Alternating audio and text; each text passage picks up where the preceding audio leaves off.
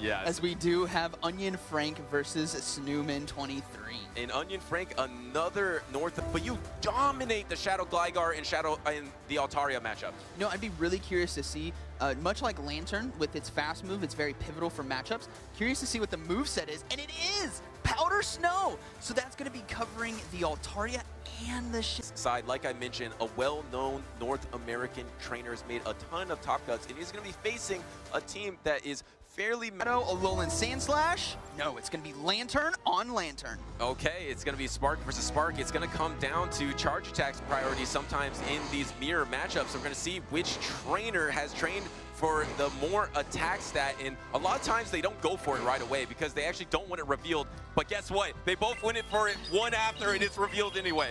It's revealed Onionfr4Nk is going to be winning charge attack priority, but there could be, they could have the same, and then it's a coin flip if they actually do have the same attack. No, that's completely possible here. I mean, we'll have to see if we find out later. Both the Thunderbolts land. You have that shiny Skarmory in the back, which is looking pretty good if it can somehow get an energy advantage. Obviously, it just needs to avoid, and actually just throwing the Surf here, and Onionfr4Nk instantly no protect shields. Yeah, just wants to let this go, knowing that it can survive. We're going to see a bit more of an aggressive, oh no, we just go see the Thunderbolt right away, and the Sneeuwman here is going to go ahead and let it go. Now, Vigoroth in a great position to come in and farm down. I mean, you do come in with the Vigoroth. I was thinking if you got really greedy, you could come in with that Steel Wing because Skarmory looks so good against the backline here. You're kind of double weak to Shadow Poliwrath here. You don't have a good answer. You're just going to try to throw this Body Slam into the Shadow Poliwrath, but no shield. That is going to be crucial for this game because now we have a Skarmory coming in.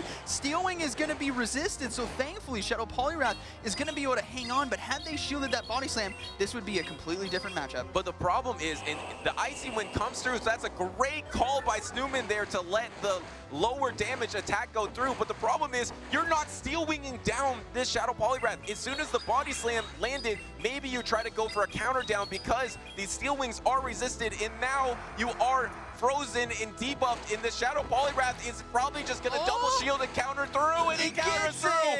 And now we're going to see the Icy Wind be thrown because Onionfr4Nk, knowing how good Cresselia can do in this matchup, especially after the Icy Wind debuffs, you might as well go for the back-to-back and just secure the victory. And here comes the next Icy Wind. It is available, and that is just a tough break for Sneeuwman here. He's probably going to have to give up his last Protect Shield. It could have been a Scald, also going to land into the Vigoroth, but there's just a full health Cresselia. And Cresselia, Cycle Cut doesn't do much damage, but it can win this battle. Yeah, man, that Cresselia, so thankful the Skarmory came out onto the field. Yes. Onionfr4Nk played that very well, though. Poliwrath, like you mentioned before, very strong in this meta, and it's because of the ability to resist Steel Wing, which is on Skarmory is very common amongst a lot of teams. And it's an important point because I think in that situation, if you're Sneeuwman, as soon as you see the Body Slam land, it's going to be incredibly hard to finish off the Poliwrath with Skarmory because Steel Wing is not going to do it. In Shadow Poliwrath has 2 Protect Shields, and once Onionfr4Nk sees your Skarmory, he now knows Shadow Poliwrath is really strong. So he's going to double. Steel Wing's Skarmory is just not going to do it. If you have 3 flyers, right, you got options. Yeah, you definitely do have options, and the Shadow Gligar is a great option to what we saw for game number 1 out of Onionfr4Nk because he's running that double water type, because the Shadow Poliwrath protects the Lantern from the Shadow Whiscash. You can pair them together, but what beats that pair is going to be the Shadow Gligar. So I think Shadow Gligar would be a great adjustment to what Onionfr4Nk brought in that game number 1, but Onionfr4Nk is extremely experienced battler. He might show something game number 1 and just completely flip the script in game number 2. Yeah, and talk about flipping the script. We talked about bench pressure earlier with Giratina Origin in those matchups against Vigoroth. Shadow Alolan Sandslash with Powder Snow, right? These trainers see the movesets of the opponent's team. Powder, he's got to be staring. Sneeuwman's got to be staring at Powder Snow and be like, that is a threat. And that's probably why that's why we saw the Skarmory instead of the Altaria and the Shadow Gligar. Yeah, and these are the achievements from Onionfr4Nk. San Antonio top 8, Portland top 8, Knoxville top 3. He was literally 1 charge attack against Caleb. He could have thrown a Mud Bomb or a Scald and win that matchup, but he decided to do 1 Mud Shot and then didn't get into the grand finals. He's literally been so close, and now He's so close to day number 2. All he needs is one more victory, and he's got a fantastic lead against Sneeuwman.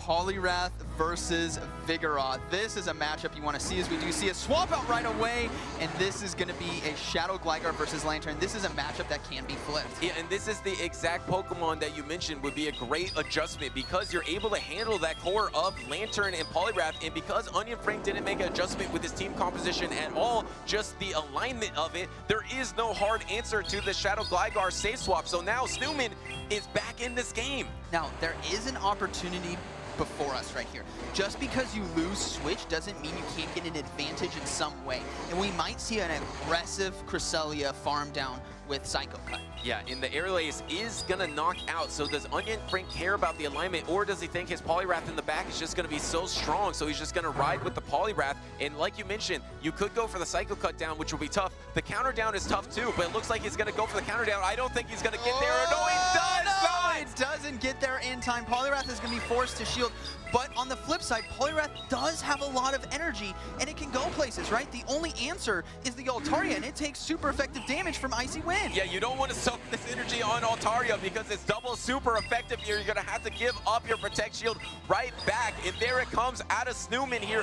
Does Onionfr4Nk stay in or pivot to the Cresselia? The Cresselia has a great backline matchup as well, so you have a lot of opportunity here, or do you try to get to the Icy Wind before the Sky Attack is available? Ooh, what a powerful throw here. It's going to be forcing the second shield of this game, and now they can safely swap into the Cresselia and maintain this advantage. But looking, oh man, actually staying in and trying to force energy out of the Altaria, because he knows the Protect Shields are down. All he needs to do is get to a Moonblast against this Altaria, right? So he's just trying to soak some of that energy, but I expect Sneeuwman to pivot out and not throw this energy. Yep. There comes the pivot. Yeah, and this is where things get very interesting, because all that energy he was hoping to be soaked on the Cresselia is now gone, right? It is now back to normal attack, because whenever you swap your Pokemon out, you clear any buffs or debuffs. Yeah, in the Moonblast lands, can you get the Grass Knot plus Psycho Cut down? Because then you start ramping up your energy to try to get that Moonblast on the Altaria, and it's a crucial decision on what you want to Protect Shield.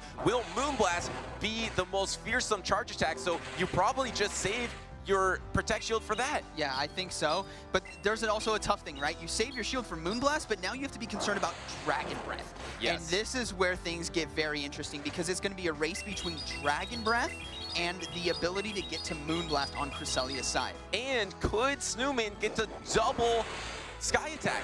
Yeah. You get that extra Psycho Cut, which is actually huge. No, you're just so far away from that Sky Attack. You are in danger of the Dragon Breath, but Cresselia is just so bulky, it is able to close this game out with 3 straight Moonblasts. Moonblast is the move to have, as Altaria, hangs on with 1 HP and a dream. Oh, he does hang on. And it goes down. A 1 HP and a nightmare about Moonblast. Yeah, not a dream, not a dream. But Onionfr4Nk moves on to day number 2, the second North American trainer to do so, joining Dunebug, but that means Sneeuwman is going to be moving on to the loser side of...